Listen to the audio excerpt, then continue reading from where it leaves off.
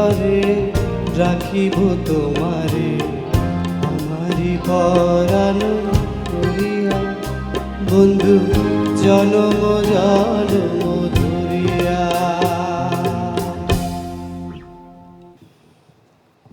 ধন্যবাদ ভাই। আমরা প্রয়াত আহমেদ ইমতিয়াজ বুলবুলকে স্মরণ করলাম এই গানে গানে।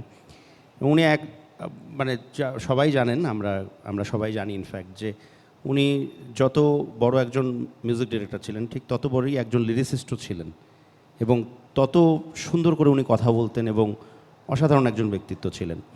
এই গানকে নিয়ে বলার জন্য প্রথমে আমি চলে যাচ্ছি আমাদের সবার প্রিয় মিতালি ম্যামের কাছে।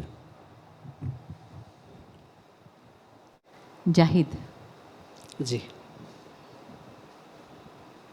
খুব সুন্দর গান, আর তোমার গাওয়াটাও খুবই সুন্দর হয়েছে।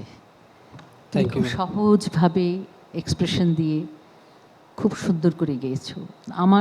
আমি সব এপিসোডে আজকে তো আমরা খুব বিপদে আছি, কারণ এর মাঝের থেকে খুঁজে নিয়ে আমাদের জন্য খুব খুব অসুবিধায় ফেলে দিচ্ছ আমাকে। তো দেখছি এখন রেজাল্টের কি দেখা যায়। আমার খুব ভালো লেগেছে।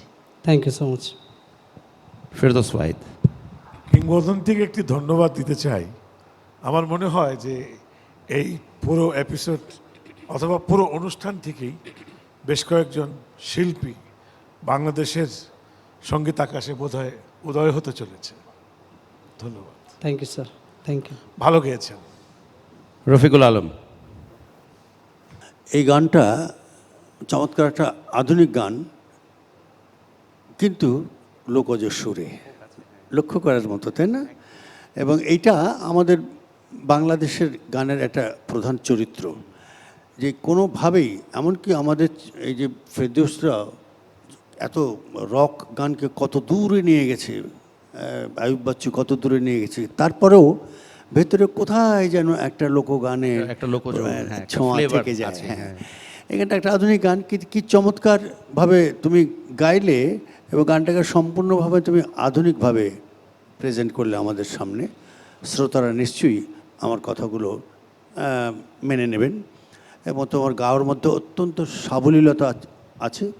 এটা খুবই ঈর্ষণীয়, খুবই প্রশংসনীয়। অনেক ধন্যবাদ তোমাকে। Thank you sir. ধন্যবাদ আপনাকেও। Thank you. জি, ধন্যবাদ।